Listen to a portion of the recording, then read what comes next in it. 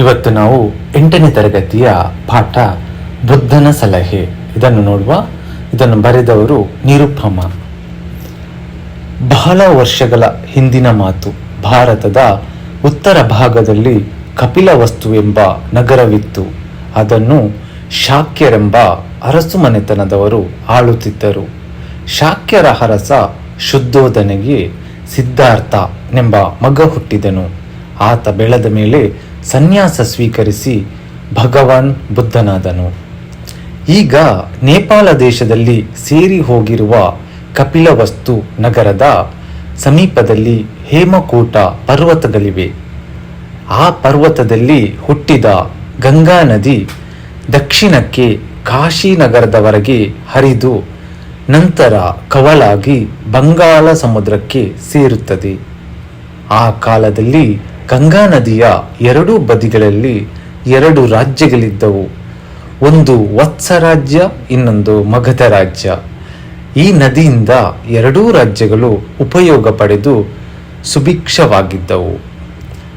ಈ 2 ರಾಜ್ಯಗಳವರು ಆ ನದಿಯನ್ನು ತಾಯಿಯಂತೆ ಪೂಜಿಸುತ್ತಿದ್ದರು. ಆ ನದಿಯ ನೀರಿನಿಂದ 2 ರಾಜ್ಯಗಳ ನೆಲ ಸಸ್ಯ ಶ್ಯಾಮಳವಾಗಿತ್ತು. ಎತ್ತ ನೋಡಿದರೂ ಹಸಿರು ತುಂಬಿದ ಬೆಳೆ ಬೆಳೆದು ಸುಭಿಕ್ಷದಿಂದ ಜನರು ಸುಖವಾಗಿದ್ದರು.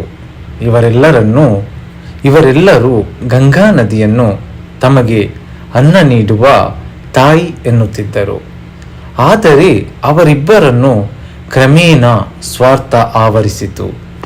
ಆ ನದಿಯ ಮೇಲೆ ಸಂಪೂರ್ಣ ಅಧಿಕಾರ ಸ್ಥಾಪಿಸಬೇಕೆಂಬ ದುರಾಸೆ ಈ 2 ರಾಜ್ಯಗಳ ರಾಜರಿಗೆ ಉಂಟಾಯಿತು. ದಿನ ಕಳೆದಂತೆ ಆ ಸ್ವಾರ್ಥ ಹೆಮ್ಮರವಾಗಿ ಬೆಳೆದು 2 ರಾಜ್ಯಗಳವರು ಯುದ್ಧಕ್ಕೆ ಸಿದ್ಧವಾಗುವ ಉತ್ಕಟ ಪರಿಸ್ಥಿತಿ ಉಂಟಾಯಿತು. ಅವರು ಯುದ್ಧಕ್ಕೆ ನಿಂತಾಗ ಬುದ್ಧ ಭಗವಾನ್ ಅಲ್ಲಿಗೆ ಬಂದ. ಆತ ಯುದ್ಧಕ್ಕೆ ಸಿದ್ಧವಾದ 2 ಕಡೆಯ ಸೈನ್ಯಗಳನ್ನು ನೋಡಿ ಅವುಗಳ ನಡುವೆ ನಿಂತುಕೊಂಡು ಬುದ್ಧದೇವನನ್ನು ನೋಡಿ ನಿಂತುಕೊಂಡ. ಬುದ್ಧದೇವನನ್ನು ನೋಡಿ 2 ಕಡೆಯವರು ಸ್ವಲ್ಪ ಹಿಂದಕ್ಕೆ ಸರಿದರು. ಬುದ್ಧದೇವನು ಇಬ್ಬರು ರಾಜಮಂತ್ರಿಗಳನ್ನು ಹಾಗೂ ಇತರ ಅಧಿಕಾರಿಗಳನ್ನು ತನ್ನ ಬಳಿಗೆ ಕರೆದು ಎಲ್ಲರಿಗೂ ಕೇಳಿಸುವಂತೆ ಗಟ್ಟಿಯಾಗಿ ಕೇಳಿದ. ನೀವು ಯುದ್ಧ ಮಾಡಲು ಏಕೆ ಸಿದ್ಧರಾಗಿದ್ದೀರಿ?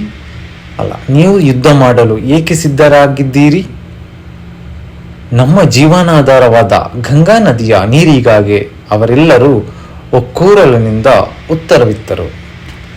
ನದಿಯ ನೀರು, ಮಾನವ ರಕ್ತ ಇವೆರಡರಲ್ಲಿ ಯಾವುದು ಹೆಚ್ಚು ಬೆಲೆಯುಳ್ಳದ್ದು?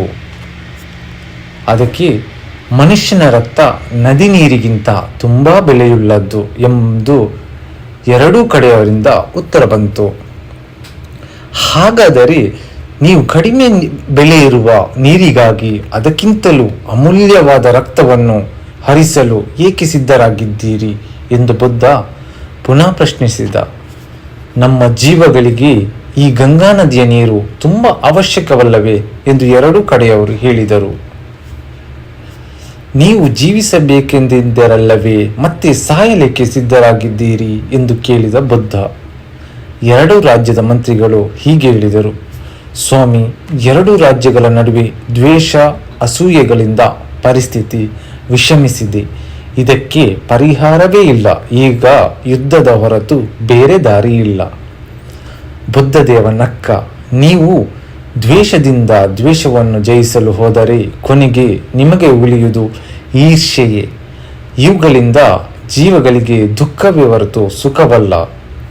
ಈಗ ಸುಖವಾಗಿರುವ ನೀವು ದುಃಖ ತಂದುಕೊಳ್ಳುವ ಮಾರ್ಗ ಇದು ಎಂದಾಗ 2 ಕಡೆಯ ರಾಜರು ತೆಪ್ಪಗಾದರು. ಅವರು ಕೇಳಿದರು, ಹಾಗಾದರೆ ಏನು ಮಾಡಬೇಕೆನ್ನುತ್ತೀರಿ ಭಗವಾನ್?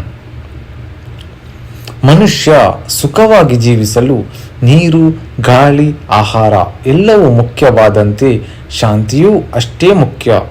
ಯುದ್ಧದಿಂದ ಶಾಂತಿ ನಾಶವಾಗುತ್ತದೆ. ನೀವು ಕೈಯಾರೆ ನಿಮ್ಮ ಸುಖ ನಾಶ ಮಾಡಿಕೊಳ್ಳುವುದನ್ನು ಬಿಟ್ಟು ವಿವೇಕ ತಂದುಕೊಂಡು ಸುಖವಾಗಿರಿ. ಪ್ರಕೃತಿ ಜೀವಿಗಳಿಗೆ ವರವೇ ಹೊರತು ಶಾಪವಲ್ಲ.